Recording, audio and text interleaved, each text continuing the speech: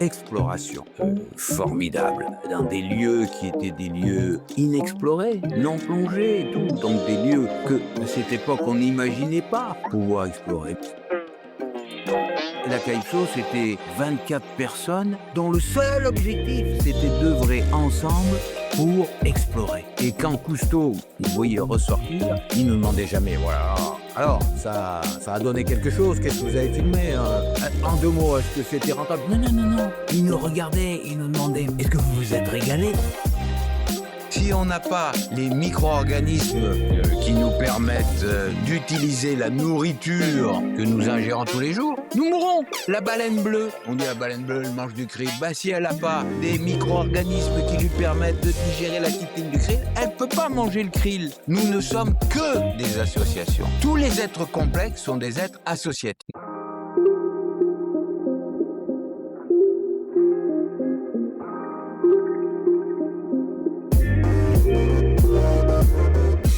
Bonjour et bienvenue sur Storylifique et dans cet épisode enregistré en live dans le cadre du Podcaston, le plus grand événement caritatif du monde en matière de podcast. Donc du 14 au 20 mars, plus de 2500 podcasteurs de 65 pays dédient un épisode de leur émission à une association caritative de leur choix, dans un effort coordonné créant ainsi une vague massive et internationale de contenu audio inspirant.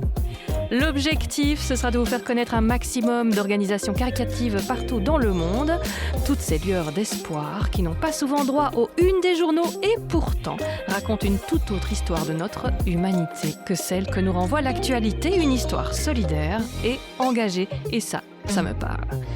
Tellement que je n'ai pas choisi entre deux assos qui m'interpellent, je ferai donc pas un mais 2 épisodes. Et ce jour, en tant que membre de Longitude 181, je suis vraiment heureuse de vous inviter à une nouvelle discussion avec François Sarano, ce plongeur passionné, docteur en océanographie, ancien de l'équipe Cousteau, un homme au vécu hors norme qu'il partage avec tant d'enthousiasme qu'il vous repeint l'esprit en bleu et vous met des étoiles dans les oreilles.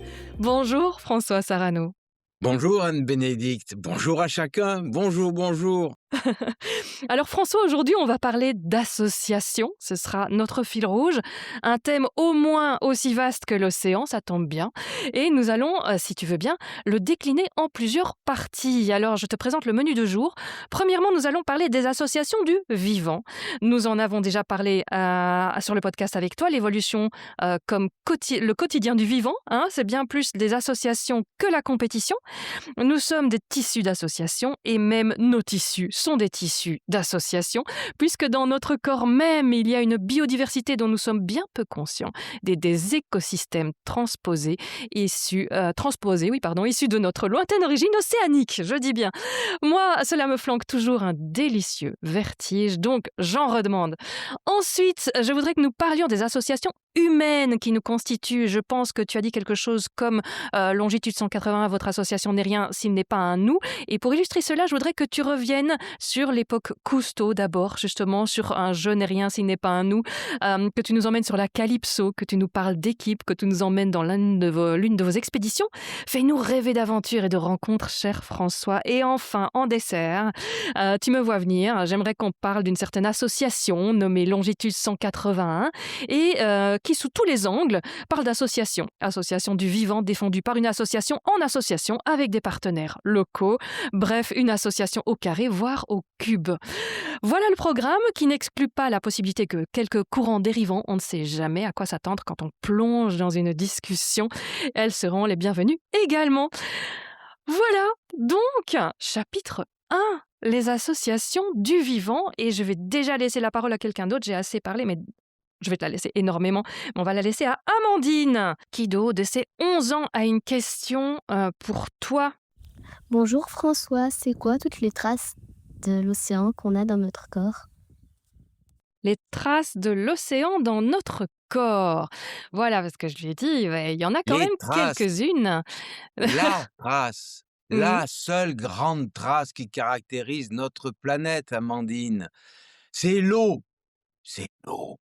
L'eau qui fait la biosphère, qui fait le caractère singulier, unique de la planète qu'on a appelée Terre, mais qu'on aurait dû appeler océan et écrire E-A-U, céan. Et oui, c'est l'eau. Tous les organismes vivants sont nécessairement fabriqués avec cette eau qui caractérise la planète. Et ce grand cycle de l'eau, l'océan qui s'évapore, qui devient nuage, qui devient pluie, qui devient rivière, qui devient arbre, qui devient toi, qui devient moi. Nous sommes de l'eau, rien que de l'eau. Et puis, il y a quelques milliards d'années, les premières cellules ont décidé de faire une frontière autour de leur ADN et d'avoir une peau, une, une membrane, et d'être un intérieur et un extérieur. Et à ce moment-là, eh ben, elles ont enfermé l'eau de l'océan, dont la salinité était probablement de 9 pour 1000. Et nous avons gardé aujourd'hui cette trace de cette eau primitive, cette salinité primitive de l'océan dans nos larmes et dans notre eau intérieure qui est salée à 9 pour 1000, 9 grammes de sel pour 1 litre d'eau.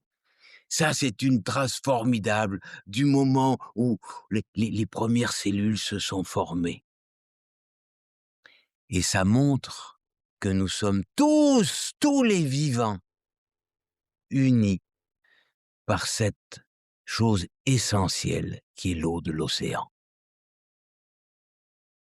En plus, quand je lui ai dit qu'on avait des algues en nous, elle dit « Mais non, c'est pas possible !» Eh bien si. Autre chose que je voudrais dire sur cette coévolution de tous les vivants qui sont nés dans la mer, qui sont nés dans l'océan, c'est que ces vivants, ils ont non seulement coévolué, mais ils se sont petit à petit associés pour faire les grandes révolutions qui ont permis d'arriver jusqu'à nous. Et la première grande révolution, c'est une révolution associative. Le vivant, on dit toujours, c'est la compétition qui permet, la guerre entre les organismes qui permet petit à petit de voir une évolution vers des êtres de plus en plus complexes. Non, non, non. Les grandes révolutions, c'est les associations. Il y a 2,4 milliards d'années, la planète était complètement différente. Il n'y avait pas 20,9% d'oxygène dans l'air ni dans l'eau. À l'époque, il y avait à peine 4%. Et tous les organismes étaient anaérobies. Ils n'utilisaient pas l'oxygène. L'oxygène, c'était un déchet. Et puis, un jour, il y a une petite cellule qui a phagocyté une petite cyanobactérie. Et cette petite cyanobactérie, elle s'est associée, elle a infesté la cellule. Elle qui produisait un peu d'oxygène, elle est rentrée dans cette cellule. Et à toutes les deux, révolution. Elles ont fait le premier végétal qui a utilisé l'énergie solaire pour faire de la matière organique et qui tout d'un coup a bien rejeté du gaz carbonique et a fait l'oxygène de la planète. Et tout d'un coup, la planète est devenue une planète oxygénée à 20,9%. Et tous les organismes vivants se sont dit tout d'un coup, waouh, on va utiliser cet oxygène. Et c'est la grande naissance des organismes qu'on appelle aérobies. Et cette révolution-là, c'est grâce à l'association de tout petites cellules, petites cyanobactéries. Là, boum, révolution. Et tout d'un coup, oh, l'ensemble des organismes qu'on connaît aujourd'hui, eh bien, ont commencé à coévoluer, à devenir ce qu'ils sont là. Donc, c'est ça qui est intéressant de dire. On dit toujours, encore une fois, que c'est la compétition, que c'est la guerre, mais non, c'est l'association qui est formidable et qui fait les révolutions vivantes. Et je sais que j'en ai déjà parlé, mais il y en a une qui nous concerne terriblement, nous, ceux qui visitons l'océan. C'est l'association entre le petit polype corallien de rien du tout et puis la petite algue, la xanthelle de rien du tout. Ils sont rien, on les voit même pas. Tout d'un coup, ils s'associent et boum, Les petites algues donnent l'énergie formidable aux coraux qui construisent leurs petites logettes calcaires et qui se multiplient et vroom, ça change la planète. Ça change la géologie de la planète. On voit les récifs coralliens depuis le ciel, les satellites voient ça. La géologie, oui, a été changée. Et puis surtout, ces barrières de corail formidables, ces îles coralliennes formidables, elles permettent l'évolution du vivant parce qu'elles offrent des niches écologiques différentes. Elles poussent à la diversification du vivant, chacun trouvant sa place dans un endroit protégé du courant, dans un endroit au courant, dans un endroit à l'ombre, dans un endroit au soleil, et puis à l'intérieur même du corail des branches. Et donc, toutes ces niches écologiques créées par ce corail qui fait des structures formidables, encore une fois, grâce à la petite dentelle qui s'est associée au polype, ont révolutionné la vie dans l'océan. Association, et nous-mêmes, ou les vaches, nous sommes des associations. La vache, par exemple, sans les bactéries qu'elle a dans la panse, elle ne peut pas digérer l'herbe. Mais elle peut pas. Elle dépend directement des petites bactéries, des petits micro-organismes qui lui permettent de digérer. Nous, c'est pareil. Si on n'a pas les micro-organismes qui nous permettent d'utiliser la nourriture que nous ingérons tous les jours, nous mourrons. Nous mourrons. Il y a pas. La baleine bleue, on dit la baleine bleue, elle mange du krill. Bah, si elle n'a pas des micro-organismes qui lui permettent de digérer la chitine du krill, elle ne peut pas manger le krill. Elle meurt. Nous ne sommes que des associations. Oui, tous les êtres complexes sont des êtres associatifs. Nous sommes des petites associations individuelles. Et plus large que ça, on voit à quel point l'absence, ou si on est privé de nos micro-organismes internes, on meurt, on dépérit. Mais si on est coupé des associations avec le reste du monde, on dépérit aussi. Nous ne sommes que des associations. Je suis une association, c'est elles qui me construisent. Et d'ailleurs, quand on demande à quelqu'un si il va se définir, il se définit pas en disant j'ai un nez, j'ai des yeux, j'ai des oreilles qui font que je fais partie de l'espèce humaine. Non, il dit ah, j'ai tel ami, j'ai vu telle chose, j'ai été en relation avec les autres. C'est ces relations qui nous définissent et encore une fois qui nous construisent. Et si d'un coup on les coupe, alors tout d'un coup on s'étiole et on meurt. Ces relations sont indispensables à ce que nous sommes et ce qui nous construit. Ouais. Ouais.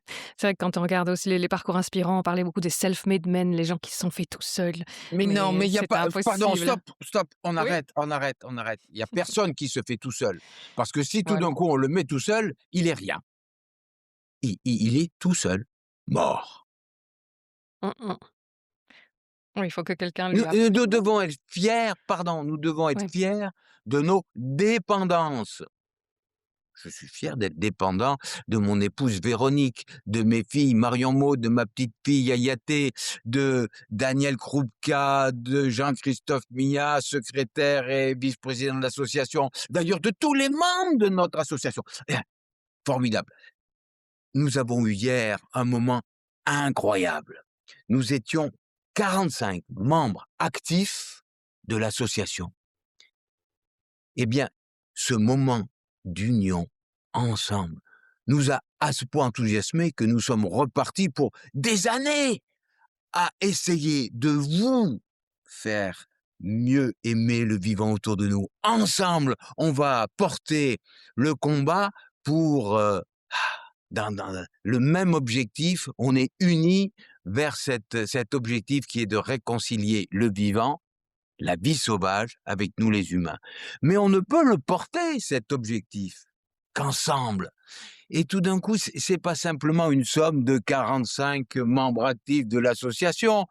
Non, c'est la synergie des enthousiasmes, c'est la synergie des compétences, c'est la synergie de l'épaulement. Oui, quand tout d'un coup, il y en a un qui sait plus trop comment faire, l'autre est là qui arrive.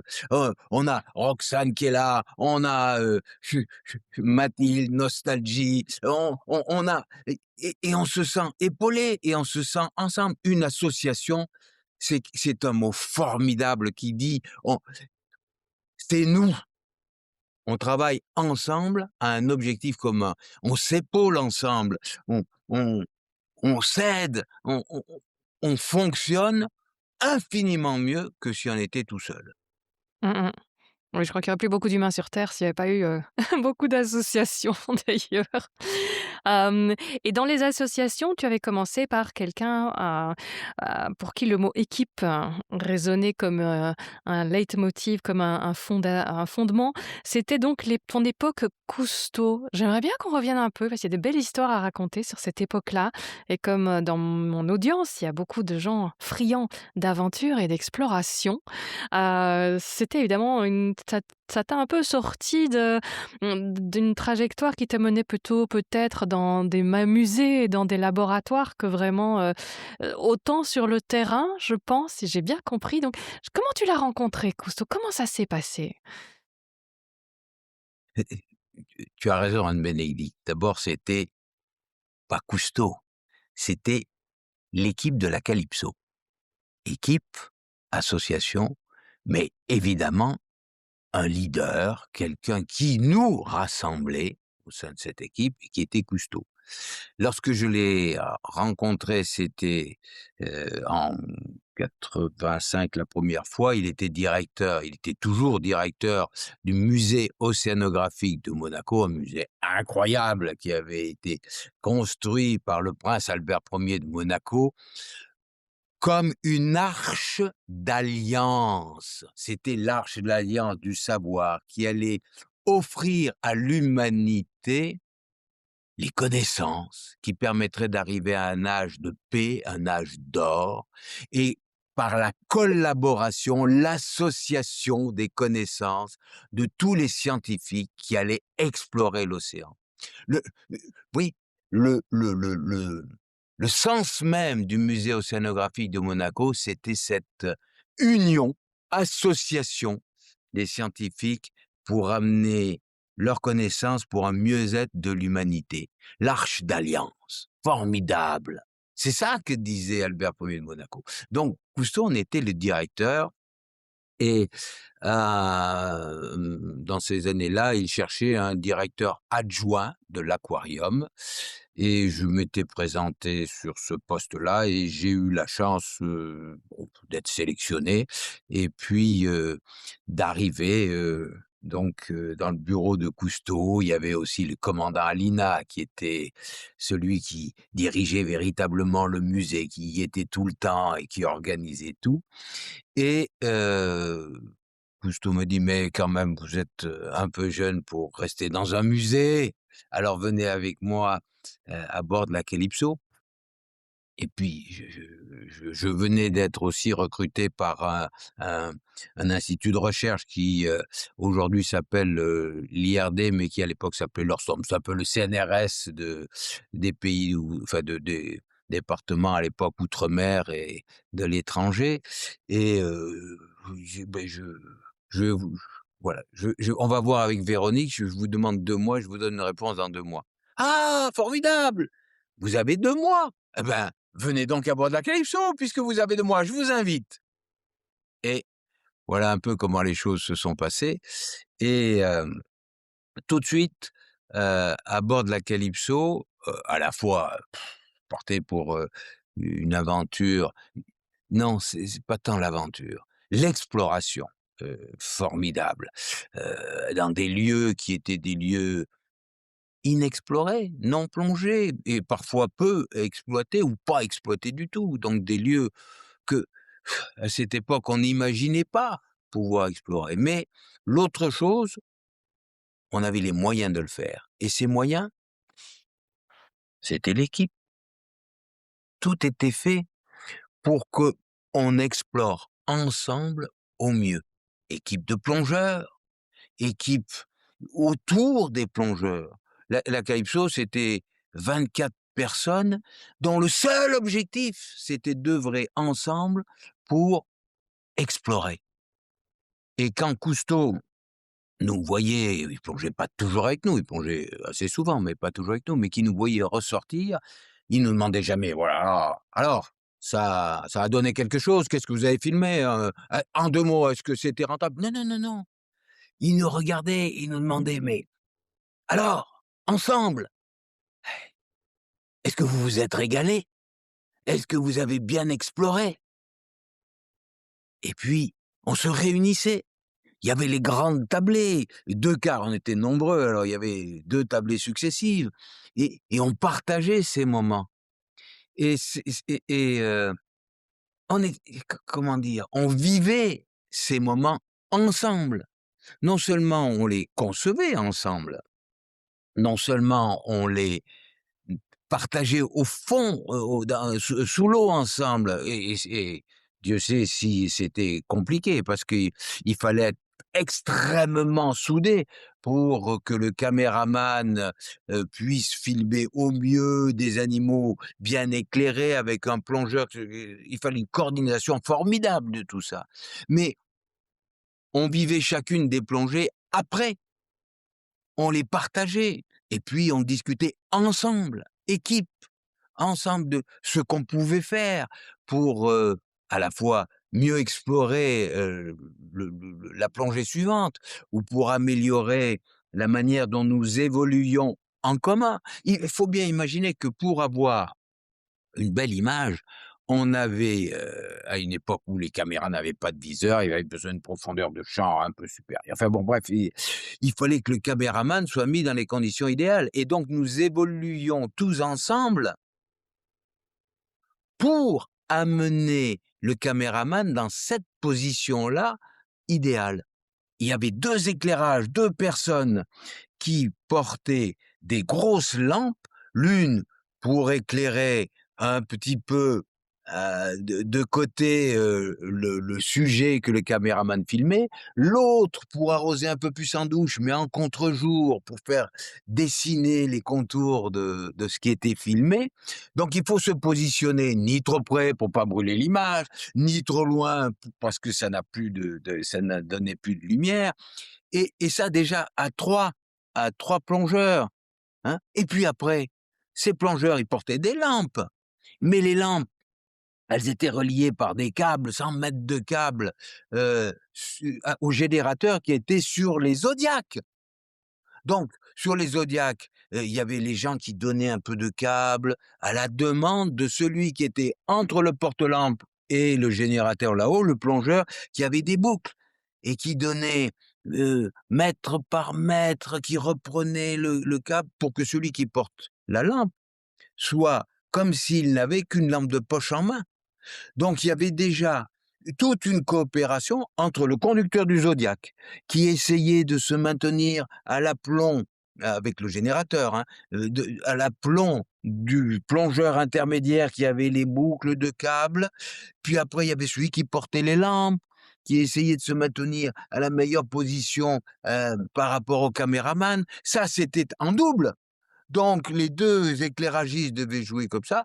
J'ai et sans une connivence, une concertation, une habitude, ça ne marche pas du tout et devait arriver aussi, à un moment donné, le plongeur Cousteau qu'on voit sur les images, il fallait qu'il arrive au bon moment. Trop tôt, bah, on n'avait pas eu le temps à la fois de se mettre en place et puis de filmer, je sais pas moi, le Mérou donc le Mérou partait, il y avait pas eu d'entrée de chant, enfin bref. Trop tard, et ben, la scène était finie et il fallait qu'il ne reste pas trop longtemps. Enfin bon, tout ça, on ne mesure pas la difficulté qu'il y avait dans cette coopération et nous surmontions cette difficulté, à la fois parce qu'on avait une grande habitude de travailler ensemble, mais parce qu'on avait envie, ensemble, de faire rêver le spectateur, face à quelque chose d'extraordinaire qu'il n'avait jamais vu. Mmh. Tu peux nous raconter un de ces moments magiques qui te restent en tête? Il doit en avoir beaucoup, mais tu peux nous en raconter un? Nous faire participer à une plongée avec Cousteau? Il y en a eu beaucoup, beaucoup. Mais oui, il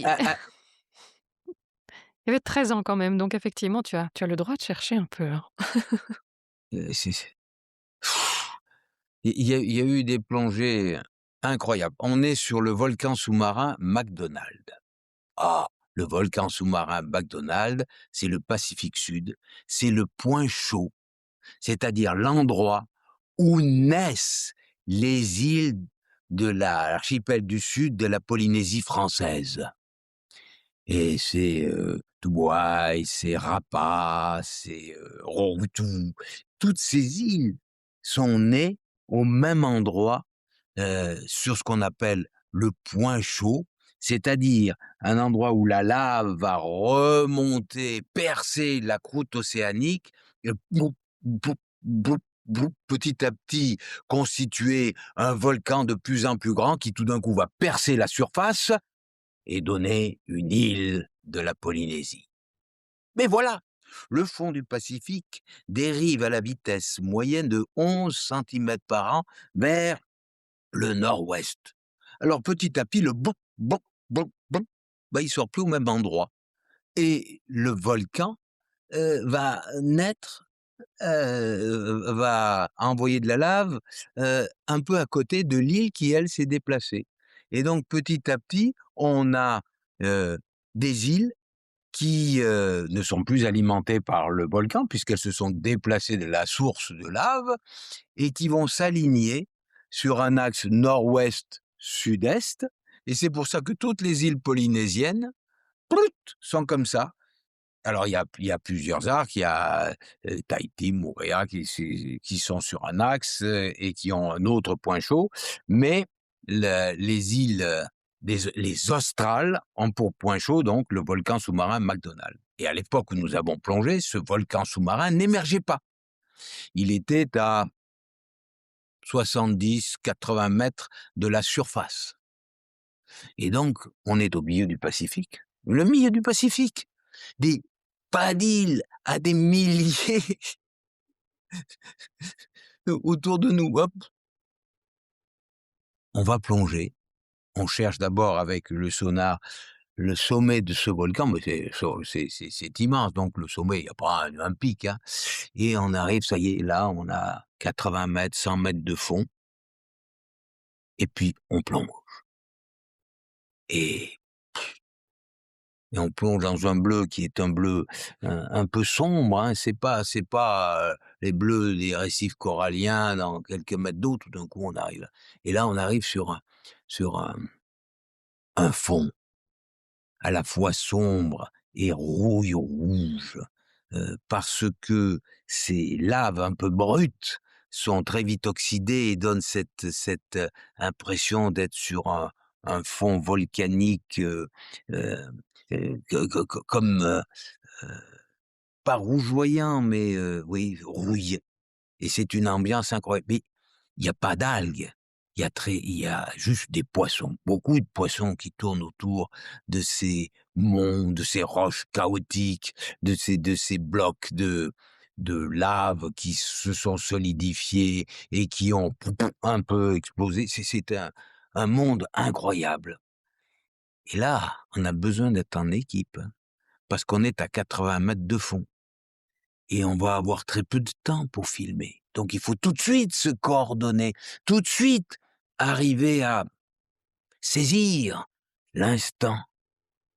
Et tout d'un coup, au loin, on voit un endroit où il y a beaucoup de bulles et puis des sortes de panaches d'eau trouble, plus blanche. C'est une bouche hydrothermale qui est une manifestation de l'activité volcanique qui est souterraine, qui est dans le fond. C'est une manifestation qui indique que tout d'un coup, le volcan se met en activité de plus en plus intense. Donc on va là et Michel Deloire commence à filmer et on s'approche de cette incroyable zone comme à l'aube du monde. Oui, on est un peu à l'aube du monde. Oui, la Terre est en train de naître ici. Et et et et on est, oui, on est happé comme si on revenait à l'origine de la Terre. Et on a quelques secondes, pour se mettre en place, minutes pour filmer. On se met autour de Michel, les éclairages sont en place, Didier Noireau fait des photos, hein, et et en quelques secondes, il faut qu'on résume toute l'histoire du monde dans cette petite scène. Comme autour, c'est la crèche. On est là rassemblés. Non, c'est voilà, un moment formidable. Et après de longs paliers, parce qu'à Ouais. l'époque, on n'avait pas toutes les outils recycleurs qui nous auraient permis de rester plus longtemps à ces profondeurs-là. Combien de temps les paliers à l'époque, hein? Oula, Remonter comme ça de 80 ouais, mètres? on commençait palier à 12 mètres, je sais plus, mais il y avait pour heures, Ouais. des heures ce palier. Qu'est-ce Ouais. que vous fait comme ça pendant des heures, entre 2 eaux? C'est le cas de le dire. On est toujours dans la plongée. En Oui. tout cas, non, on revit la plongée et puis on se dit: «Il faut qu'on replonge là» et puis tout d'un coup, je me disais en voyant, un peu au loin une sorte de monticule comme un monolithe, qui et j'avais vu que ce monolithe incroyable, heu, c'est très inhabituel. Sous l'eau, il peut pas y avoir de concrétion comme ça. Il y avait dans un monolithe et ce monolithe était en partie brisé et il avait une crête qui était vraisemblablement un filon d'aplite ou de roche qui s'était incrusté à l'intérieur et qui semblait dégagé, heu, par l'érosion. On est à 80 mètres de profondeur, il y a pas d'érosion. Par conséquent, ce volcan a un jour émergé et il s'est réenfoncé. Non. Mais non!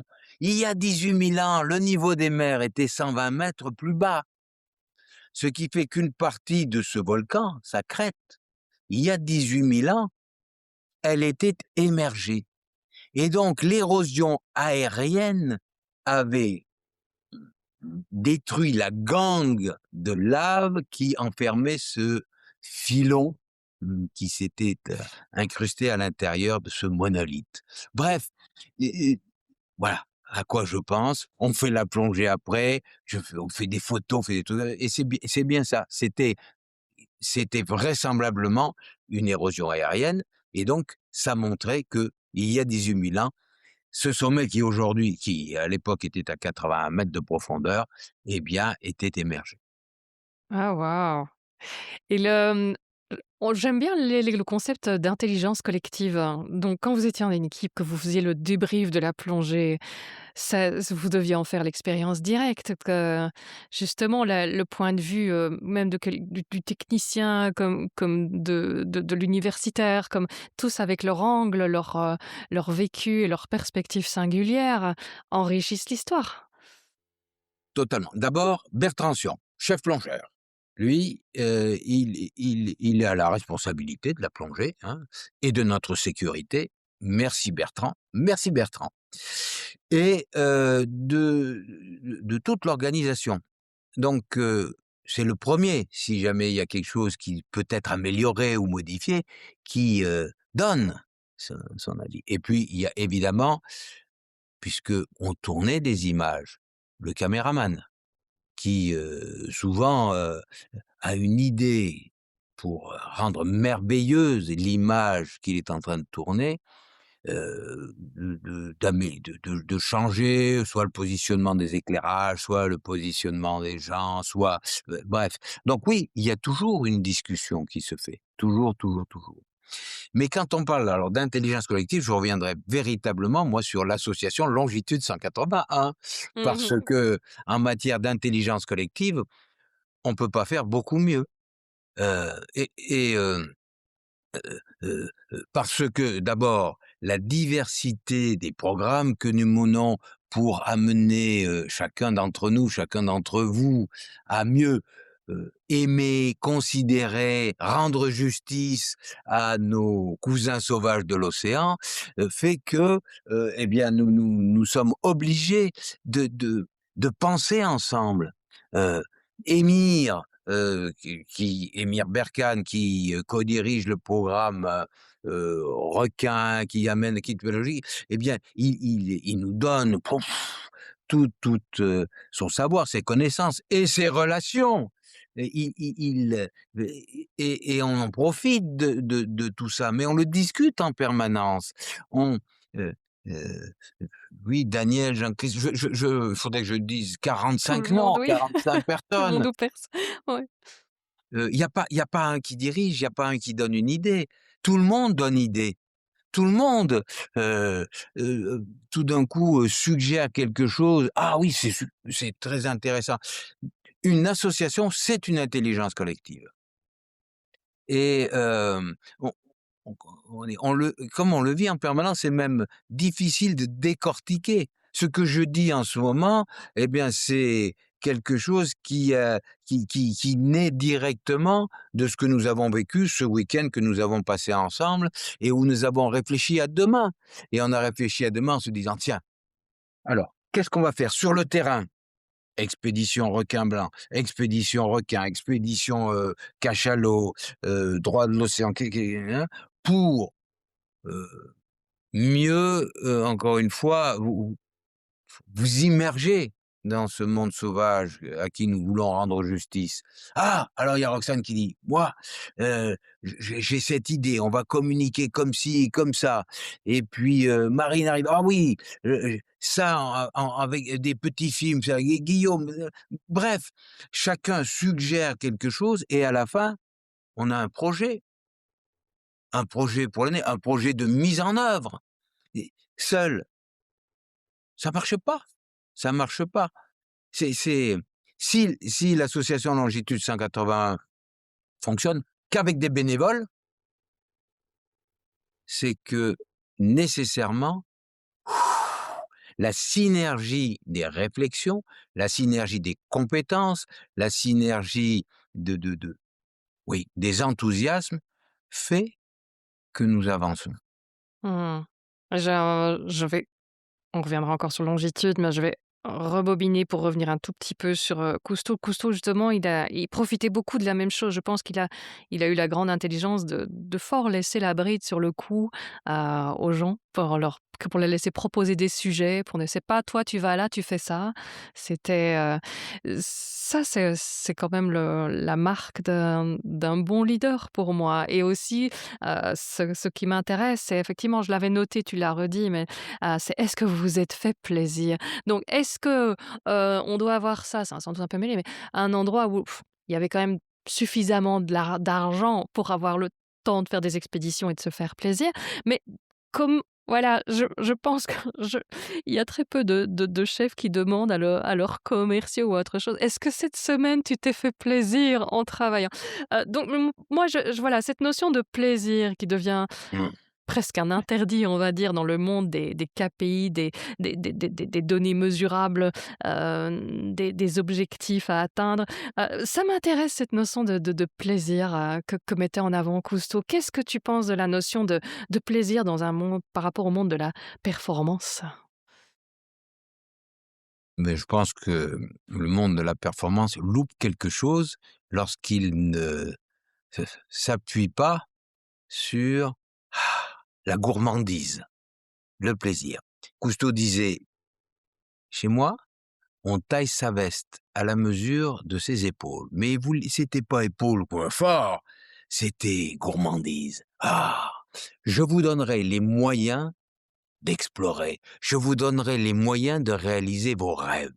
Oui, il y avait de l'argent, mais il allait le chercher et effectivement, quand, on avait fini une mission, qu'on avait débriefé formidable, fallait préparer la suivante. Alors, François, où on va? Gic, en Indonésie. Formidable. Allez, on y va. Mais l'Indonésie, c'est grand. Choisissez! Alors, avec Véronique, on regardait où il y avait des grands courants qui pouvaient amener des upwelling, des remontées d'eau profondes, où, la vie devait être exubérante. Personne n'était allé dans les endroits où nous imaginions aller et hop et et là, ça répondait à un pur plaisir. Un plaisir d'abord de recherche.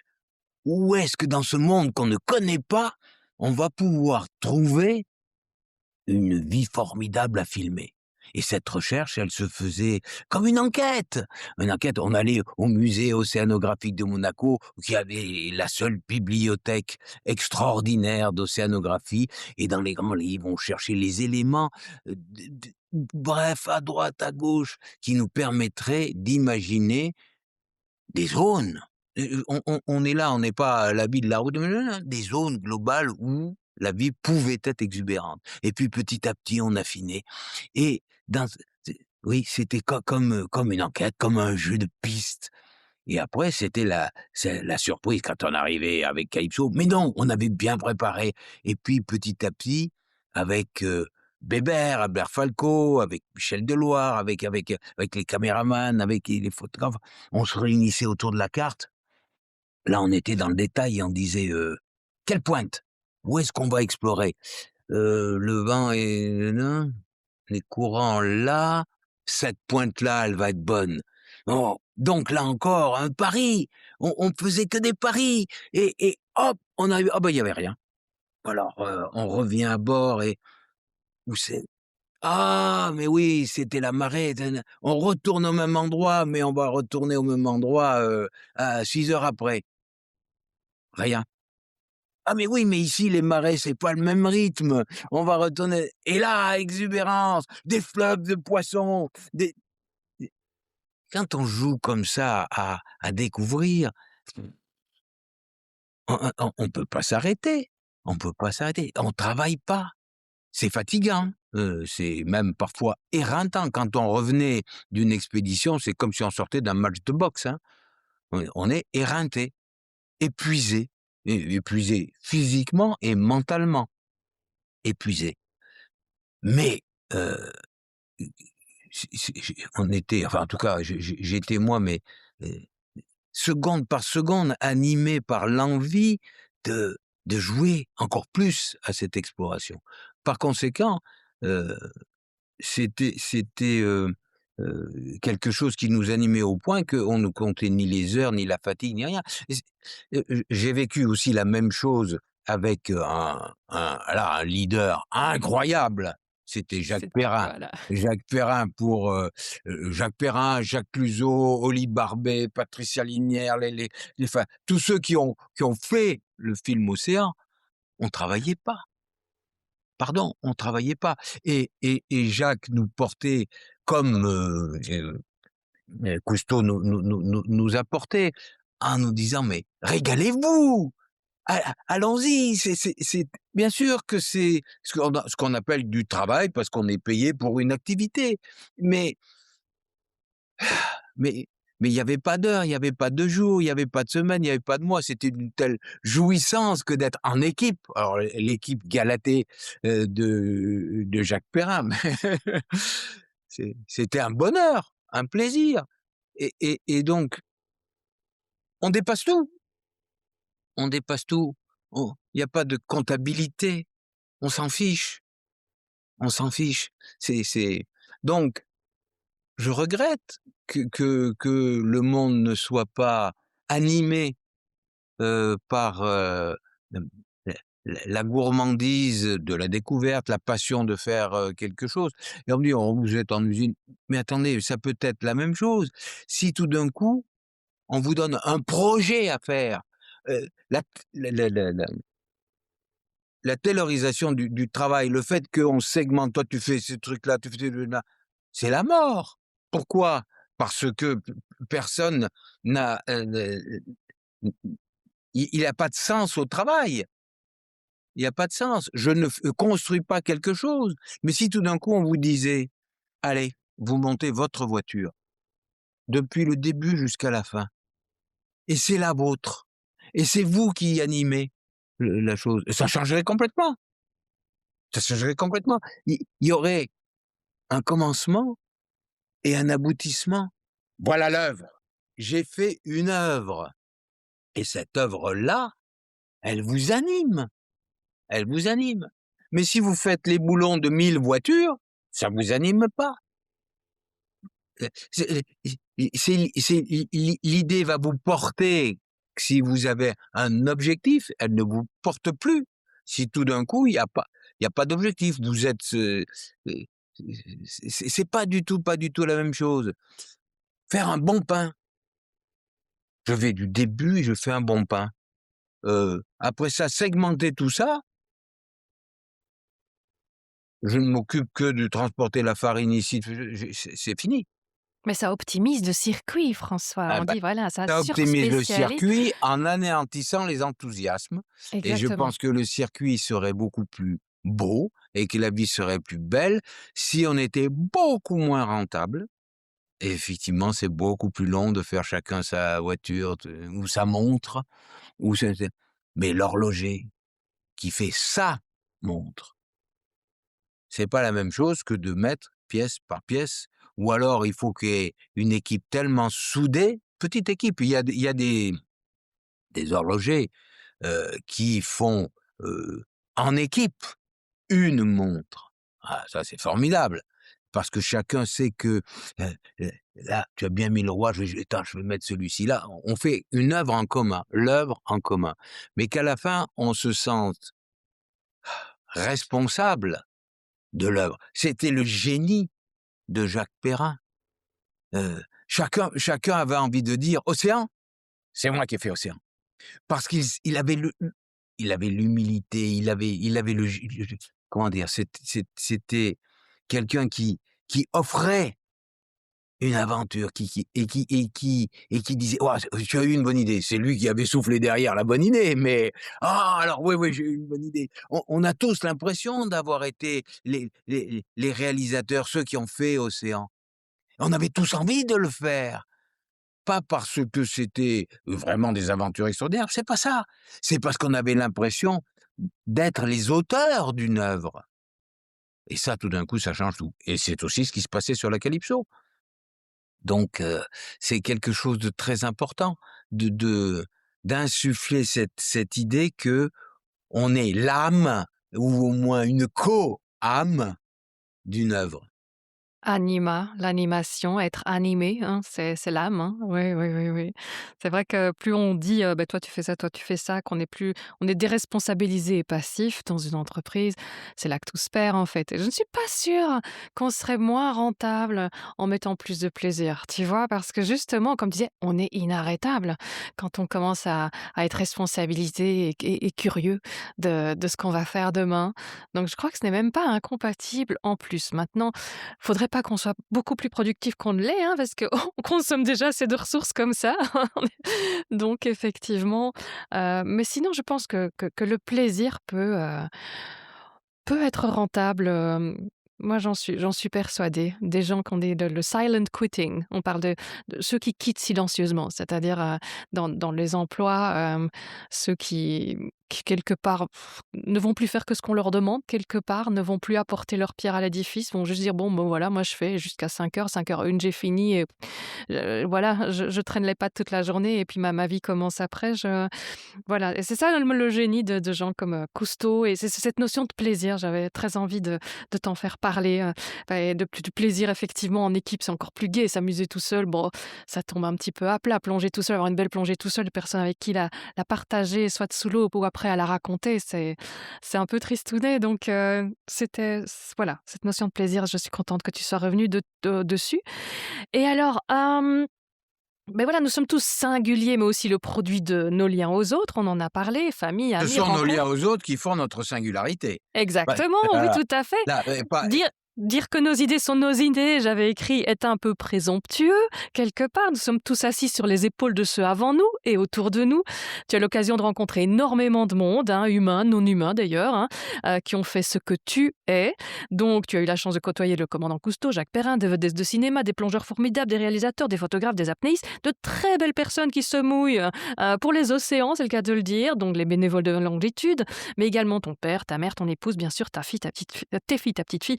Et tous ces inconnus aussi que tu as croisés sur un bateau, lors d'une conférence. Bref, il y a pas mal de monde sur tout parcours et sur ton parcours. J'aimerais que tu mettes en avant des personnes qui t'ont marqué, connues, inconnues, certains des contacts qui ont créé des associations dans ton cerveau pour faire émerger des nouvelles idées, des nouvelles perspectives ou de nouveaux émerveillements.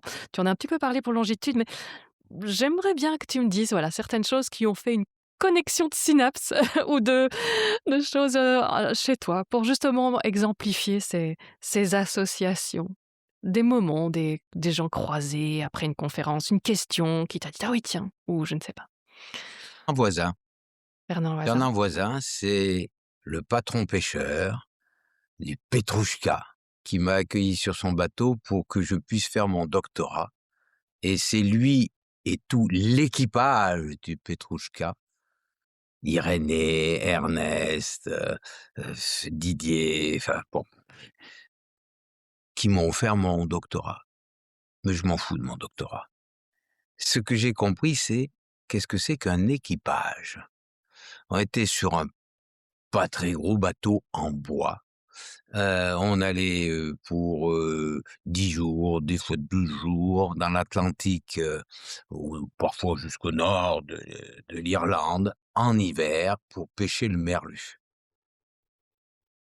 Eh bien, équipage, car solidarité, euh, c'est la première fois que je vivais ça et où j'ai réalisé à quel point on est unis, dépendants les uns des autres. Pas simplement pour pêcher du poisson, mais pour vivre sur un tout petit bateau, dans des conditions parfois difficiles. On a eu quelques tempêtes assez fortes, et on se rend compte, dans la nuit, quand il fait mauvais temps, qu'on a sa vie dans les mains de celui en qui on fait confiance et qui est là-haut, de quart, à veiller pour nous, sur notre vie et sécurité.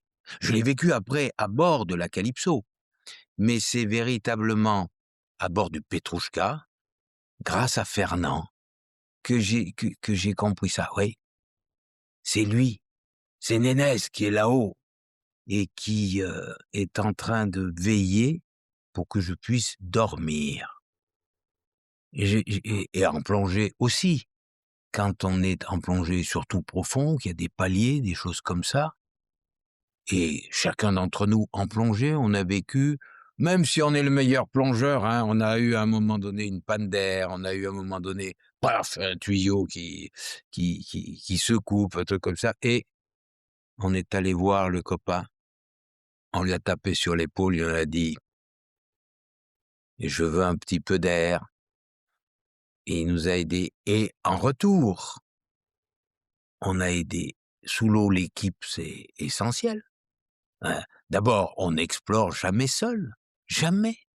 Et puis, encore une fois, en plongée, on va pas seul. On va pas seul, on va en équipe. On a aidé quelqu'un, on a été aidé par un autre. Et c'est plus une affaire simplement ici de plaisir ou d'exploration, c'est une affaire de vie, de survie. C'est là qu'on se rend compte qu'on est dépendant des autres. Et donc j'ai compris, j'ai vécu ça là, vraiment, grâce à Fernand sur ce bateau, ce petit bateau, le Petrouchka. Et c'est vrai, quand chaque fois que je vais te voir, parfois, bon, quand je suis au salon de la plongée, une année, je t'ai même pas passé te saluer parce qu'il y avait tel fil. Il y a toujours énormément de gens qui ont envie de te croiser, de parler un moment, et cetera. Donc, je sais que tu les impactes, mais ça me ferait plaisir, si tu nous racontais une fois où c'est eux qui t'ont impacté, pour qu'ils sachent qu'ils ont de l'importance aussi, tous ces gens qui viennent te serrer la main, te faire signer un livre. Bien, alors je vais pas, heu, donner le nom de quelqu'un, mais surtout au salon de la plongée. Non seulement on y va pour donner des nouvelles, mais on y va parce que ça nous régénère. Parce que chacun vient et dit: «Merci pour ce que vous faites». C'est pas simplement vous nous faites rêver, mais vous montrez que les choses sont possibles, qu'on peut changer, qu'on peut améliorer. À côté de l'alerte, il y a cette idée que si on laisse à la vie des espaces de liberté, elle revient et elle est toujours mise en avant. Ça veut dire qu'ensemble, ensemble, on peut agir pour offrir à nos enfants une mer plus riche que celle que nous connaissons aujourd'hui. Ensemble avec eux, qui nous soutiennent, qui font vivre l'association, on a besoin de vous. on a besoin de votre soutien, on a besoin d'être votre porte-parole. Adhérer à Longitude 181, c'est pas simplement parce que ça nous donne des fonds qui nous permettent d'agir, de faire les programmes à l'extérieur, de mener toutes sortes d'actions, mais c'est parce que nous représentons votre voix et que nous parlons en votre nom. Ou alors rejoignez-nous, hein, venez alors sur le terrain agir aussi. Mais si vous n'avez pas le temps, si vous dites: «On voudrait que Longitude 180 nous représente, aille porter notre parole pour dire que il est important de rendre justice à tous nos colocataires de l'océan». Et ça, au salon de la plongée, on se rejoint, on fait équipe avec, tous ceux qui viennent nous voir et pour nous, c'est nourrissant. On on on a besoin de ça, on a besoin de savoir qu'il y a autour de nous des gens qui ont entendu et à qui on a fait je le crois, je le dis sans forfanterie, c'est du bien. Les gens viennent voir et disent, «Merci, merci». Il y en a qui sont parfois incroyablement émus, qui sont souvent au bord des larmes pour dire ce merci. Ce qui veut dire que notre équipe Longitude 181 apporte un mieux-être immédiat à des gens à qui on offre une espérance. Ça va être mieux, on peut le faire. Oui, ça va être difficile, il faut qu'on s'unisse pour unir encore équipe, mais c'est possible et donc ça fait du bien immédiat. Quand quelqu'un vous dit merci, on est bien et lui-même ressent ce bien. Et puis ça permet d'être plus fort pour un bien futur, parce que grâce à tous les gens qui viennent nous dire merci, qui nous soutiennent, qui nous donnent leur voix, qu'on représente, eh ben, ça nous permet d'être beaucoup plus fort et d'agir contre le braconnier qui est allé pêcher dans la réserve marine. On mène des actions en justice pour lutter contre ceux qui détruisent le bien commun. On a besoin de vous, Je crois équipe plus que large. dans les victoires récentes, je crois que c'est en Méditerranée, il y a une première condamnation dans une affaire de chalutage illégal en zone interdite, bande des 3000, c'est ça? Avec Mmh. une amende de 15 000 € qui est tombée et un an de retrait de permis, c'est correct? Bah, c'est en appel, mais ça, c'est une des dernières choses que vous avez fait, je pense. Oui, alors Daniel Krupka qui, est le grand coordinateur de ce programme droit de l'océan, mène avec, notre avocat Sébastien Mabille, heu, assez régulièrement des actions en justice. Pourquoi? C'est parce que tout tout tout toutes les agressions dans des zones qui devraient être protégées doivent être punies. Pourquoi? Encore une fois, j'en veux pas à la personne, j'en veux à l'agression, qui détruit encore une fois le bien commun et parfois elle est pas consciente véritablement, on se rend pas bien compte et celui qui, transgresse les zones de protection, il mesure pas ce qu'il fait. Mais il y a un moment donné où il faut dire: «Stop!» Sinon, heu les choses ne changeront jamais et il faudrait des condamnations plus dures pour qu'on se dise: «Oh, OK». C'est exactement comme sur la route. Vous grillez un feu rouge, retrait du permis. Bah oui. «Ah mais monsieur, j'ai vu». Monsieur, c'est le fait que vous avez grillé un feu rouge qui est condamnable. Je ne juge pas l'homme, je juge le le fait que vous ne respectiez pas un code qui nous permet de vivre ensemble. Société. La société, elle a besoin de codes pour pouvoir, gérer l'ensemble des activités que nous menons et donc il est important de mener ces actions-là jusqu'au bout et peut-être que les gens après réfléchiront un petit peu plus aux dégâts qu'ils causent, encore une fois, parfois sans même s'en rendre véritablement compte, à la vie sur cette planète. Je vais poser la question de Valentine, qui me voit effectivement avec, le même pull que toi là, arborant longitude 181. Bon, chez nous, c'est un peu marrant, on est dans les Ardennes, donc il y a souvent un pull avec un requin dans le dos qui se balade en forêt. Mais donc, elle voulait te poser cette question-ci toute simple sur longitude et après on reviendra sur les manières d'aider l'association. Bonjour François, comment ça se fait que longitude 180 s'appelle ainsi? Ah, L'explication du nom. longitude 180. Parce qu'à Avant l'école, elle d'être a quand même vu qu'il n'y en avait pas tout à fait 181, hein.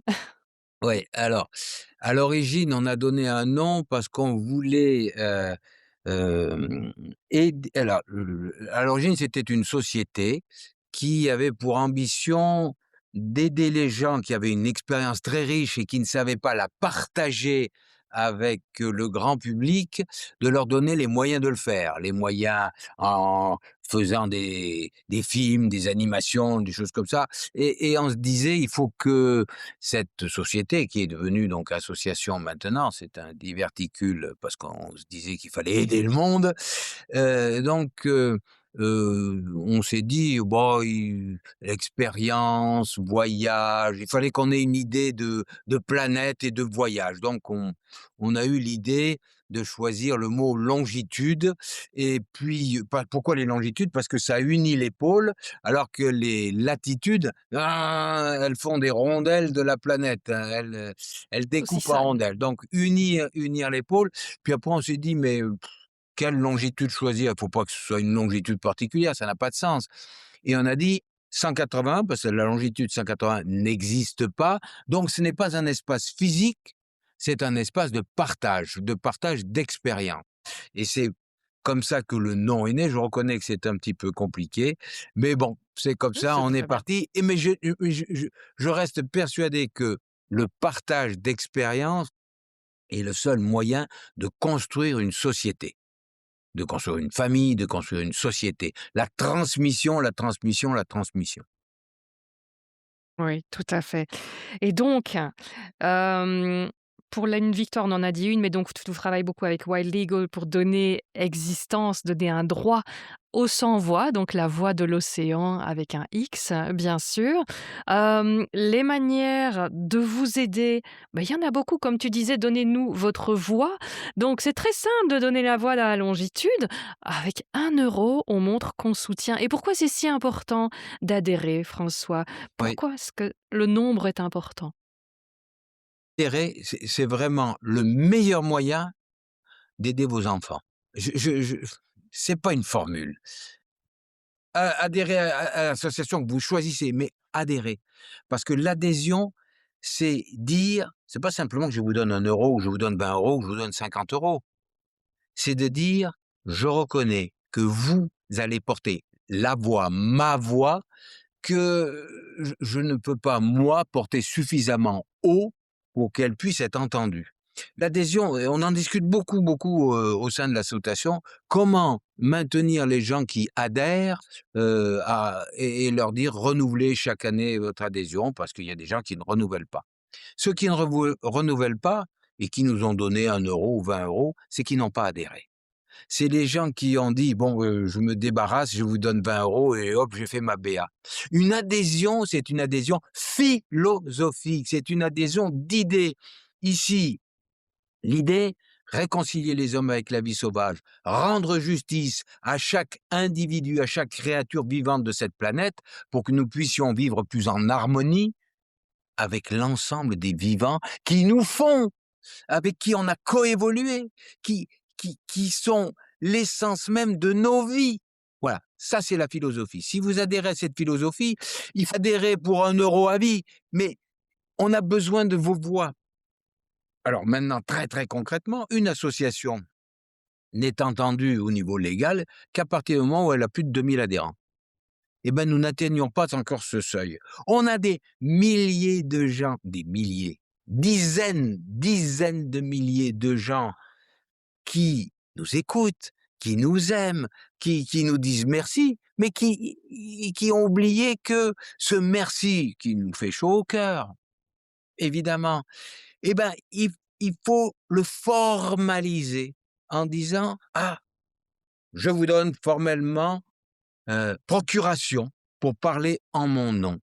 L'adhésion, c'est ça. Et à ce moment-là, nous serons beaucoup plus forts. Beaucoup, beaucoup, beaucoup plus forts. Il suffit pas d'être simplement sympathisant. Adhérent, c'est quelque chose qui donne mandat. Mhm. Et si vous nous donnez mandat, je vous garantis que nous, 45 de l'association Longitude 181, on va faire tout ce qui est dans nos forces pour réconcilier les hommes avec la vie sauvage, pour permettre aujourd'hui d'avancer sur les droits de chaque créature vivante, pour que nous les considérions. Je reviens sur ces idées. Pourquoi donner droit d'existence à l'étoile de mer ou à chaque créature vivante? C'est pour ne pas les oublier et faire en sorte que chaque fois que nous faisons quelque chose, là, chaque fois, nous pensions à négocier avec elle. Est-ce qu'il est bien nécessaire de t'écrabouiller pour pratiquer telle activité de loisir en mer? Non, non, absolument pas. Donc, je dois penser à toi et pratiquer différemment mon activité ludique, souvent.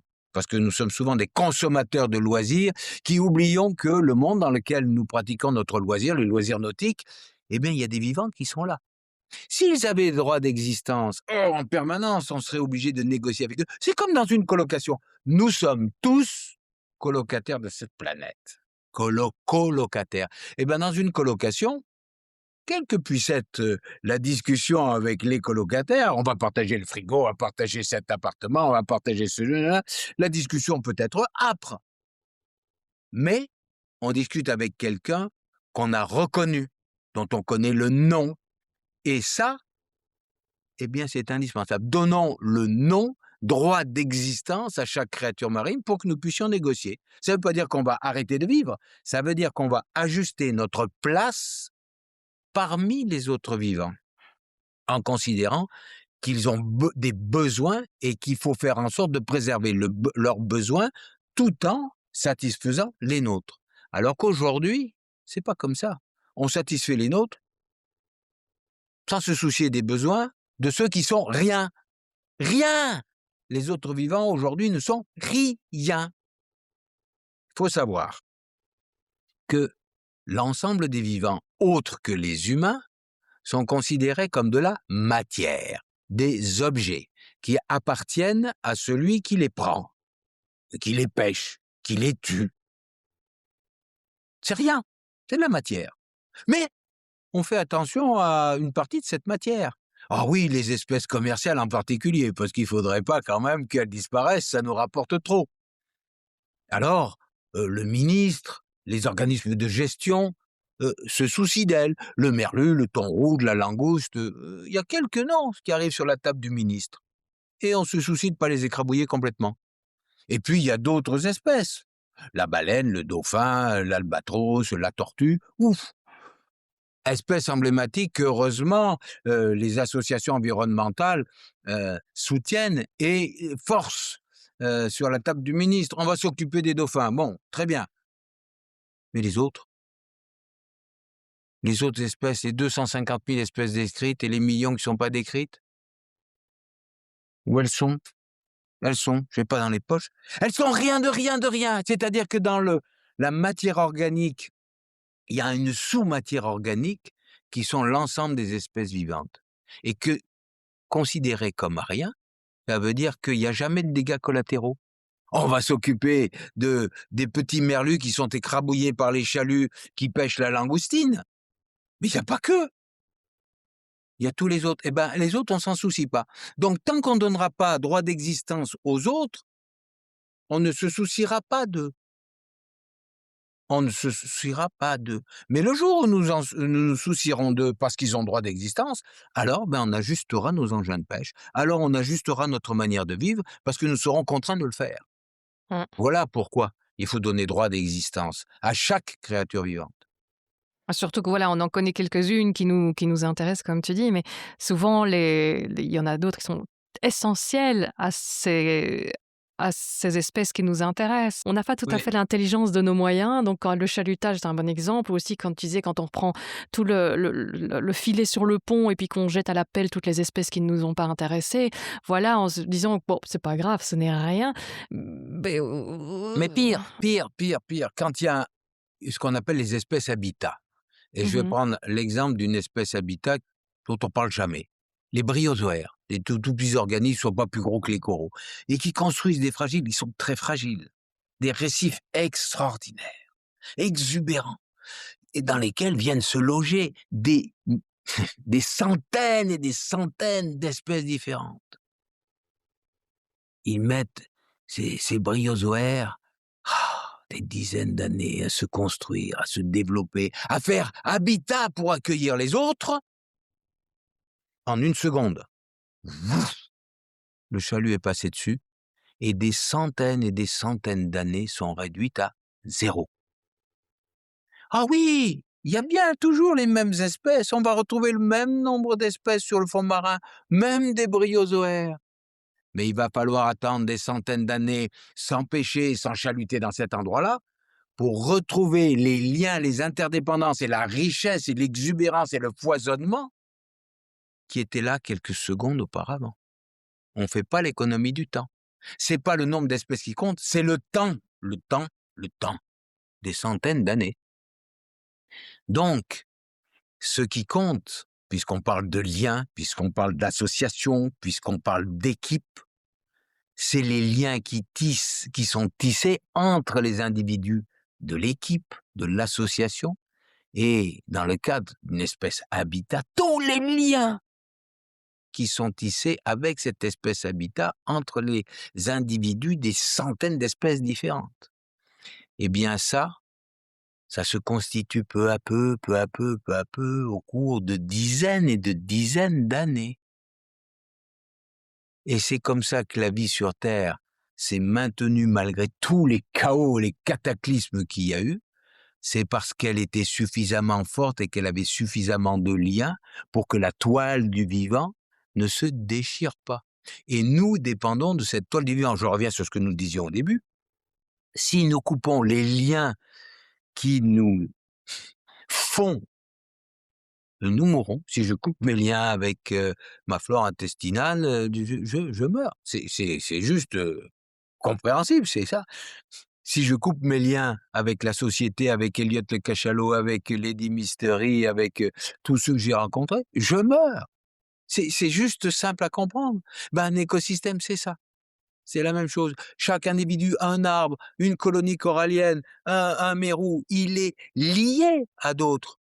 Si je coupe ces liens, il meurt. Mhm. Et nous sommes en train de couper tous les liens de cette association majeure qu'est la biosphère. La biosphère, c'est une association. On se tire une balle dans le pied lorsqu'on tue notre associé, notre partenaire de vie. Il faut considérer les autres vivants comme des partenaires de vie. Nous formons la plus grande association probablement de l'univers, biosphère, une seule biosphère. Pas compliqué, c'est pas compliqué. Et nous sommes partie de la biosphère. Ouais.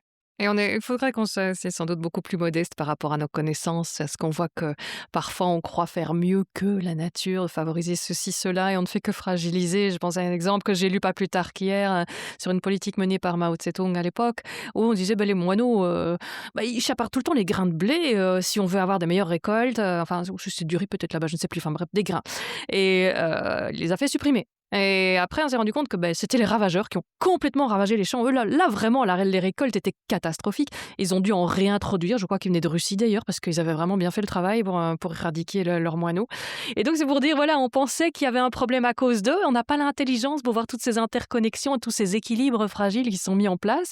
Et donc, oui, c'est vraiment intéressant. D'ailleurs, c'est quelque chose que tu donnes souvent en exemple, c'est qu'il ne faut pas en faire plus, il faut en faire moins. Et surtout, c'est essayer de se retirer plutôt que d'essayer de rajouter nos solutions caduques aux problèmes qu'on a créés. Donc, tu donnes souvent l'exemple des réserves marines. Et d'ailleurs, après, on terminera sur quelque chose. Je te redemanderai de nous faire rêver un petit peu. Mais donc, pour continuer à aider l'association à adhérer pour de vrai, entre guillemets, avec même un euro symbolique, c'est déjà énorme. Et vous voyez, il y a des gens qui sont prêts à se battre sans contrepartie pécuniaire, en tout cas. Donc, vraiment, ça vaut la peine de les aider. C'est des passionnés. J'ai échangé récemment avec, moi, et les prénoms, quelle horreur. Elle est belge aussi, donc on a fait les études à la même université. C'est Carole Kidnap. Donc, voilà, donc vraiment, c'est des chouettes personnes, Daniel. Carole est la vice-présidente de Oui, c'est ça, l'association. vice. Elle porte toute l'équipe parisienne, elle organise le salon de la plongée. Merci Carole. Oui, elle est super chouette. Donc, voilà, bon, on a dû être sur le campus en même temps, donc c'était très drôle d'échanger avec elle, puis Daniel, et puis tous les autres. C'est vraiment l'exercice casse-gueule d'en citer quelques-uns, parce qu'il y a tous les autres, et c'est justement parce qu'il y a tous les autres que ça marche. Mais donc, si vous faites un petit tour pour adhérer à Longitude sur le site, dont je vais mettre le lien direct dans les notes de l'épisode, eh bien, vous pouvez aussi aller dans la boutique, parce que moi, de faire plaisir, la dernière fois que je suis passée te voir, François, j'ai acheté plusieurs de ce bouquin que j'adore, de Coralie Schaub, Les entretiens avec toi, réconcilie les hommes avec la vie sauvage. Je le relis pour le moment, parce que c'est vraiment un que je l'adore, et je le fais lire à tous ceux que je peux. Je le recommande. On ne peut plus vivant. Il y a celui de ton épouse Véronique. Je sais, je n'ai pas la dernière édition, mais c'est celui que j'avais acheté. Oui, Voilà. alors la dernière édition. Sauvons l'océan. Voilà, il est derrière toi. Tu vas compléter. Il faut trouver la dernière édition parce qu'elle a été enrichie, et en particulier sur tout ce qui parle des interdépendandes, de nos liens avec les autres, de pourquoi il faut préserver ces liens. On peut se poser la question, c'est vrai, elle n'a pas envie, hein, mais c'est que la vie, elle a 3,5 milliards d'années d'expérience. Elle sait très bien faire. Et ce qu'elle a su faire de mieux, c'est de dire, OK, je ne peux pas faire un Superman qui va vivre et qui va résister à tous les cataclysmes. Je vais faire des millions d'espèces différentes, des milliards d'individus différents qui vont coopérer ensemble pour faire cette biosphère qui résistera à tous les cataclysmes physiques. Et c'est vraiment ça, le génie du vivant, c'est de proposer de la différence qui donne des atouts à chacun, que chacun met au service d'un ensemble, la toile du vivant. Donc, chacun différent, union de ces différences, fait une association formidable qui survit sur cette planète depuis 3,8 milliards d'années. Oui, la nature n'est pas une optimisatrice, mais elle est plutôt dans la robustesse, dans la diversification. Oui. Et donc, justement, elle valorise les différences quand nous essayons de tout standardiser. Donc, c'est intéressant aussi philosophiquement comme question. Mais bien sûr. Et puis, non seulement elle s'appuie, comme on l'a vu, sur les associations, mais s'il n'y avait pas eu de différence, on appelle à tort d'ailleurs la reproduction. On dit une reproduction, si vous faites une reproduction, votre photocopieuse, vous avez la même chose que ce que vous avez photocopié. Eh bien, si la vie s'était reproduite, nous ne serions pas là. Il y aurait toujours la même bactérie. D'ailleurs, elle aurait disparu parce que les cataclysmes auraient fait qu'elle a disparu. Non, le génie de la reproduction, c'est de ne pas se reproduire, c'est de générer de la différence, soit par une erreur de copie, soit par la sexualité. Il y a eu des multiples manières de générer de la différence. Jamais un individu ou deux individus ne vont se reproduire en se dupliquant eux-mêmes exactement. Et c'est tout là le génie, parce qu'à ce moment-là, on se retrouve avec des potentialités différentes. Et ces potentialités différentes, elles permettent de dire, hop, voilà, attends, tu vas pas très bien dans cette température, ce truc qui ont changé. Moi, je vais permettre à la vie de continuer. Je me sens bien, parce que je suis un peu différent de toi et j'aime bien les températures. Bref, d'offrir plus on est différent, plus il y a de potentialités adaptatives qui permettent, là encore une fois, de vivre, de survivre sur une planète qui change en permanence. Et là encore, après l'association de ces différences, les organismes complexes que nous sommes ont une aptitude qui permet d'offrir de nouvelles différences et puis qui surtout permettent de faire des organismes, des organisations plus complexes qui résistent mieux. Et nous, on a l'impression que il faut trouver un Superman, celui qui résiste à tout, et donc on fait des clones qui sont adaptés, un truc comme ça. Mais à partir du moment où ils sont adaptés à quelque chose, Ils sont plus à quelque chose d'autre. ils sont inadaptables pour le reste. Si je fais quelque chose qui est adapté à la sécheresse, comme ça, si ça change, c'est foutu.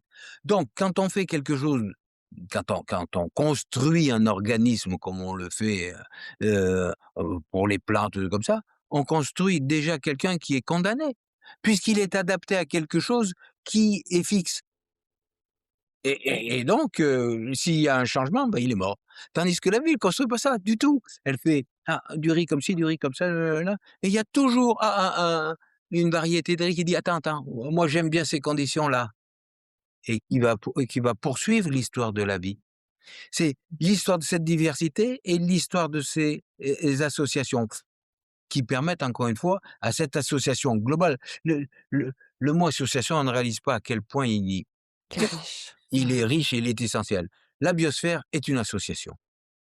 C'est des milliards d'années et moins productive à l'instant même, ça va être 1000 fois plus productif peut-être demain. On ne sait pas. Oui, C'est voilà. Je continue mon petit tour de la boutique de Longitude, donc avec tous les livres que tu as écrits, donc Le Retour de Moby Dick, qui est très très chouette aussi. Derrière toi, tu vas me compléter parce que je ne les ai pas tous sous la main. Je les ai tous, je ne les ai pas tous sous la main. Il y a Au nom des requins, il y a alors celui-ci qui est mon dernier petit chouchou. S'il te plaît, dessine-moi un cachalot. Je me marre. Pomme Bernos fait un travail formidable en dialogue quelque part avec toi dans les pages. C'est d'un drôle, c'est d'un pertinent, c'est génial. Vraiment, ça je le recommande très très très chaleureusement.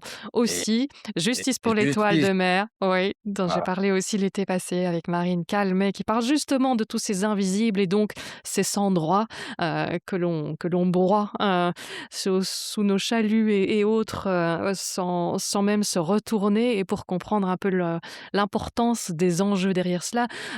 Au nom des requins aussi est un très chouette livre qui a réussi à voilà. dompter un peu ma peur, panique des requins, due à des scénarios qui ne connaissent pas justement les requins, donc avec les dents, les dents de la mer et autres, qui ont fait bien du tort. Donc c'est tous des livres merveilleux dont je recommande la lecture. Donc d'une manière ou d'une autre, il y a moyen d'aider l'association en se faisant bien plaisir.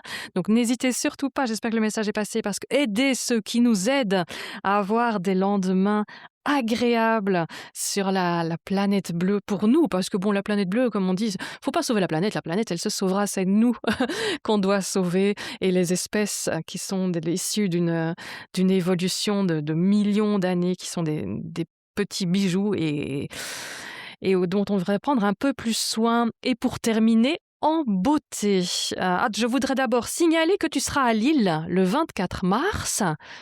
Je vais essayer d'y être. Donc voilà, tu sais bien, toi, si on voulait rencontrer François, je connais qu'une partie de son agenda, c'est celle-là. J'ai vu cette date passer, je me suis dit, on va la signaler tant qu'on est là, tant qu'on est en direct. Et pour terminer en beauté, je voudrais que tu nous parles on a besoin de nouveaux récits, des choses qui nous inspirent, qui nous aspirent vers le futur, un futur enviable. Cher François, on en a tellement besoin, loin des discours anxiogènes. Est-ce que tu peux nous raconter le futur de ce que pourrait être l'océan, avec quelques mesures qui en plus ne sont ni techniquement ni humainement difficiles à mettre en place, qui font juste appel à un peu de bonne volonté et de courage politique peut-être, et ce que pourraient être nos rapports entre humains et nos rapports aux vivants, pour parler de ces futures associations possibles. Pour avoir un rapport au vivant, il faut lui laisser de la place. Laisser de la place, s'effacer, ne plus prélever. Ça s'appelle, dans le cadre de l'océan, une réserve marine. Et nous avons de beaux exemples en France. Le parc national de Port-Cros, la réserve de Cerbère-Banyuls. Pourquoi est-ce que je donne toujours ces deux exemples? C'est parce que l'une a 50 ans, la réserve de Cerbère-Banyuls, l'autre, le parc national de Port-Cros, a 60 ans. Et maintenant, avec le temps, on voit comment la vie, qui n'est plus agressée, se développe et devient un foisonnement si riche que le seul fait de mettre un masque et de regarder dessous est un émerveillement.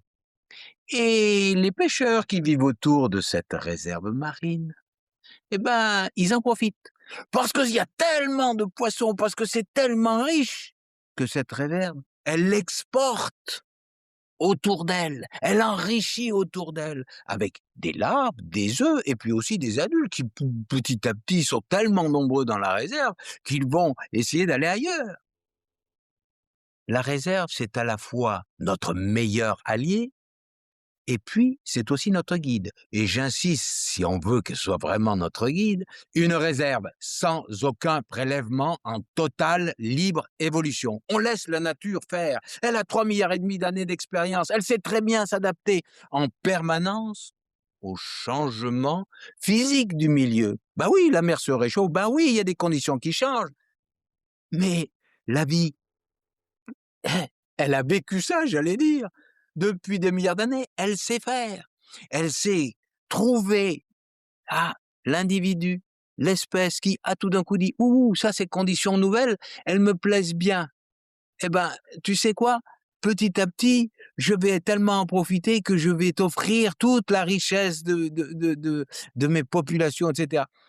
Et dans un écosystème qui est plein, comme à Porquerolles, qui est mature parce qu'il a 60 ans, on fait pas l'économie du temps.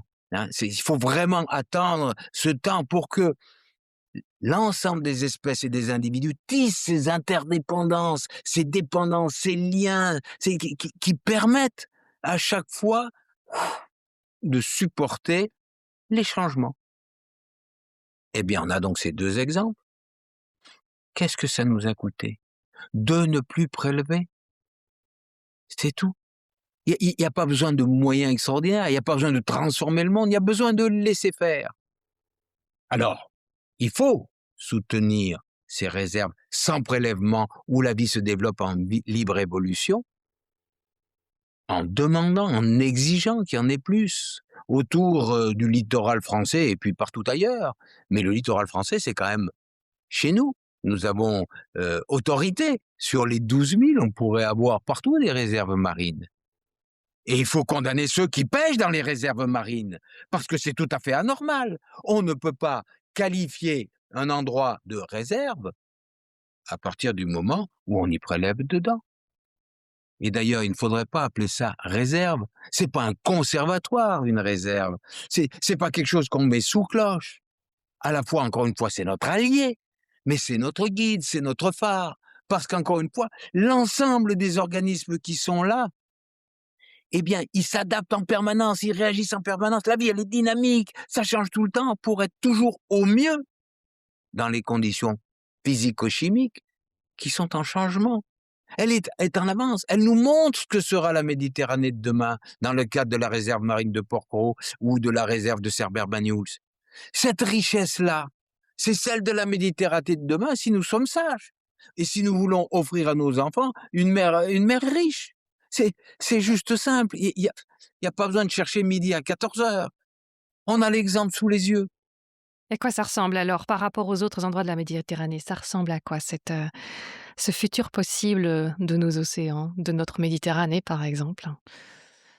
L'enthousiasme des rencontres avec des mérous, qui sont les gros prédateurs des fonds marins méditerranéens. Le rayonnement des petits anthas partout qui tournoient et qui flamboient de leur petite couleur rose-orangée. C'est des corbes, c'est des danti, c'est des dorades qui sont comme ça. Et c'est tellement enthousiasmant que si vous voulez faire plaisir à vos enfants, vous allez au sentier sous-marin de Porquerolles et là, dans 1,50 m, même pas, d'eau, vous allez voir les dorades, mais des belles dorades comme ça, dans vos jambes, dans vos pieds. Et vos enfants vont rire de joie. Ils vont rire de joie. À Porquerolles, c'est un endroit où il y a des milliers de plongeurs. Donc, on n'exclut pas les hommes d'une réserve marine. On devrait d'ailleurs avoir un devoir d'emmener chaque écolier dans une réserve marine pour qu'il mesure à quel point la vie est forte lorsque nous avons la sagesse de lui laisser de la place. C'est je saurais pas décrire à quel point une plongée dans un lieu exubérant est réjouissant. Mais celui qui veut offrir quelque chose de beau à ses enfants, ben, il l'a là, c'est le plus beau des cadeaux. C'est le plus beau des cadeaux. La France a une ambition, 30% de réserves marines d'ici 2030. Cette ambition, 30% de nos territoires marins en réserve marine, c'est formidable. Mais encore une fois, je rappelle ce que c'est qu'une réserve. C'est pas un endroit qu'on exploite, c'est un endroit qu'on laisse en libre évolution. Sinon, ça n'a aucun sens, puisque on ne laisse pas le temps aux interdépendances d'arriver à leur plénitude, puisque systématiquement, quand on exploite, on ramène l'écosystème à zéro. Puisque systématiquement, quand on exploite, comme on ne sait pas faire comme les autres prédateurs, on prélève les adultes et on juvénilise les populations, privant les populations de l'ensemble des interdépendances que les individus âgés offrent. Parce que nous ne savons pas faire comme les autres prédateurs vivants. Tous les prédateurs vivants, l'essentiel de ce qu'ils prélèvent, c'est sur les juvéniles.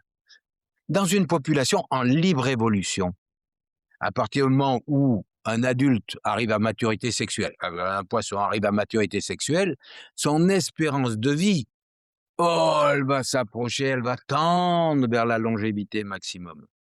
Donc on va avoir tout le temps des vieux individus qui vont mourir de vieillesse. Ça, quel que puisse être le nombre de prédateurs. Mais dans un système exploité par l'homme, eh ben, c'est pas la même chose, parce que nous, on exploite les adultes. Pouf, donc on enlève tout de suite les vieux, et notre rythme d'exploitation est tel que plus aucun poisson adulte ne va avoir une chance d'arriver vieux. On le prélève avant. Et pour en avoir des vieux, il faut attendre des dizaines d'années.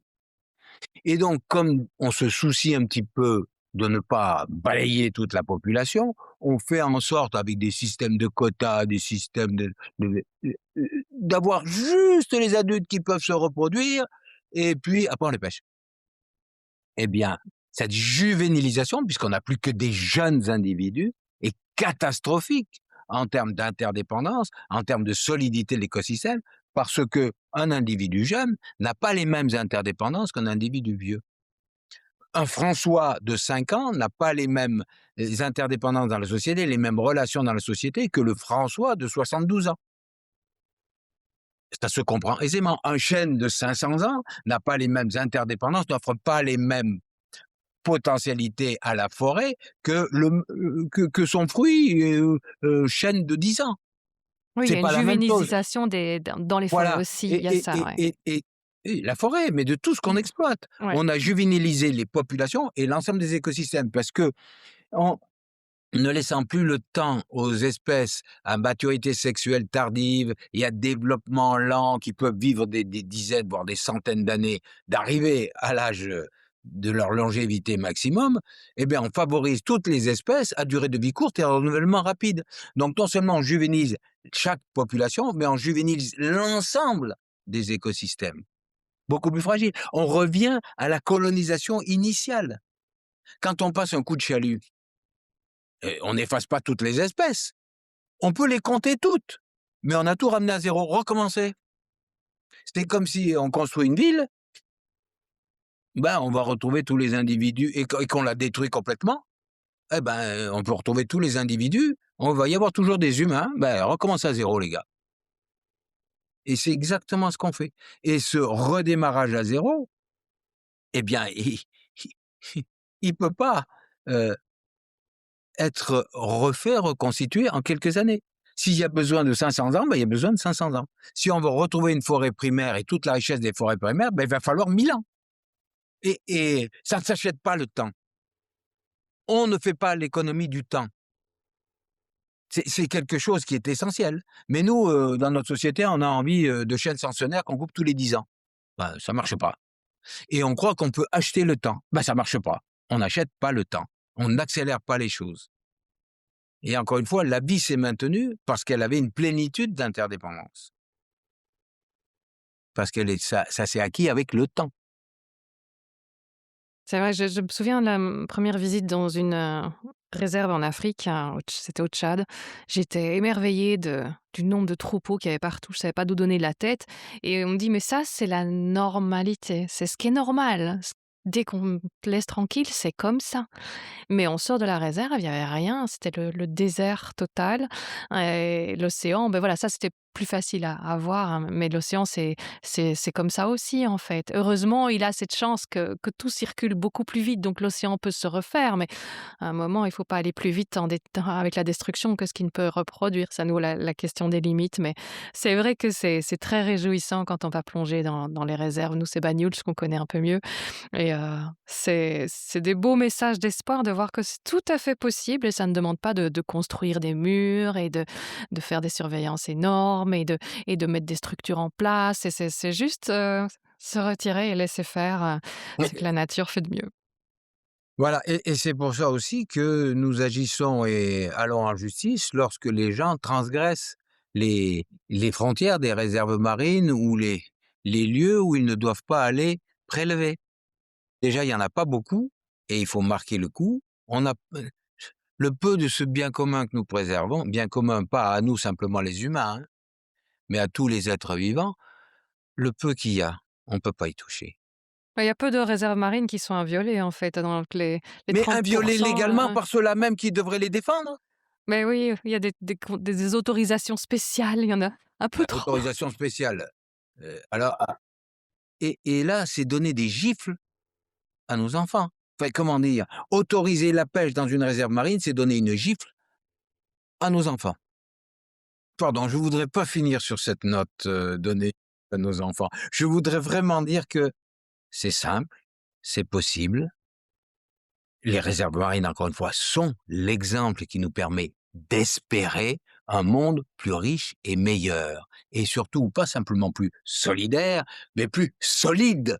Parce que, encore une fois, nous sommes colocataires de la planète et les autres vivants sont nos partenaires de vie. C'est comme ça que nous allons bien vivre sur cette planète. Et je veux que nos enfants vivent, je veux que ma petite fille vive et non pas survive dans un avatar et au milieu de mondes virtuels dans lequel ils pourront juste se mettre en image. On remplace l'âme de la vie, l'âme du vivant par des images aujourd'hui et ces images, elles ne communiquent plus. On ne communique pas par, internet, on ne communique pas. Communiquer, c'est les yeux dans les yeux, vivre avec les autres.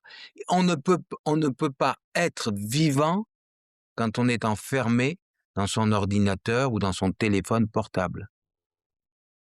La vie, c'est 6 sens. C'est recevoir les informations du monde avec ses 6 sens. Et c'est donner aux autres, offrir aux autres ce qui relève non seulement de la parole, mais du regard, des yeux, des mouvements des mains, de la caresse, du toucher, enfin bon bref. Être en relation avec les autres, ça n'est pas simplement de l'image et du son. C'est attention, nous sommes en train d'enfermer nos enfants dans un monde étroit et une illusion. Et il faut redonner âme aux vivants en ouvrant les fenêtres et en allant marcher les pieds nus dans l'herbe, en renouant avec les autres vivants. Et pour renouer avec les autres vivants, faut-il qu'ils soient encore là. On a besoin d'eux. Donc oui, soutenez Longitude 181, adhérez à l'association Longitude 181 et nous nous battrons pour des réserves marines en association avec Bloom, en association avec d'autres associations, parce que nous, on sait à quel point c'est important de s'associer avec les autres. Mmh. C'est vrai que tu m'avais dit une fois je donnais l'exemple de la réserve parce que tu parlais de la norme dans l'océan, c'est l'abondance. On dit on n'a même plus Bien sûr. idée des kilomètres de rubans de poissons qu'il pouvait y avoir avant, un peu partout. Et donc c'est vrai que c'est réjouissant cette idée d'abondance, infinie, qui, nous tend les bras si seulement on veut bien faire le geste, le pas vers elle. Ouais.